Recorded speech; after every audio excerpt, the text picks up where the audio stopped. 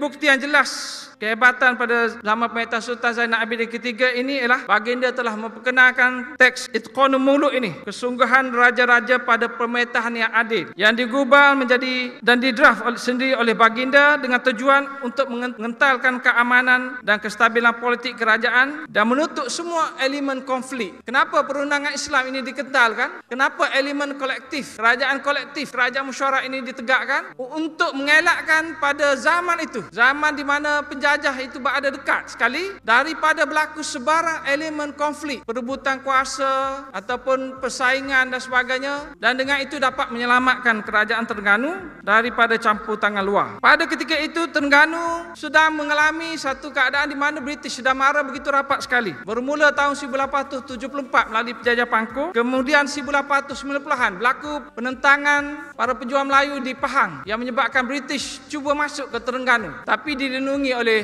Tok Paluh dan juga Sultan Zainal Abidin, tak boleh masuk. Walaupun British pada masa itu percaya bahawa Terengganu melindungi pejuang-pejuang, Clifford sebut bahawa mereka ini tak ada kuasa untuk masuk. Kerana negeri Melayu Terengganu pada masa itu masih berdaulat, tapi elemen kemasukan British itu akan berlaku. Kemudian tahun 1909 berlaku satu perjanjian British dengan Siam, disebut sebagai perjanjian Bangkok. Perjanjian Bangkok ini dibuat oleh British dengan Siam tanpa pengetahuan raja-raja Melayu, baik di Kelantan, Kedah atau Terengganu, dan memutuskan bahawa negeri Terengganu ini telah pun menjadi milik British. Maka Sultan Zainal Abidin pada masa itu dalam usaha untuk memastikan British ini tidak sampai Terengganu ataupun tidak campur tangan di Terengganu, terpaksa memperkenalkan satu undang-undang, satu peraturan di mana menyebut bahawa pemerintah ini tidak boleh menyerahkan negeri atau kuasanya kepada kerajaan asing. Apa kepentingan fasa ini kepada Terengganu pada masa itu? Dia sebenarnya satu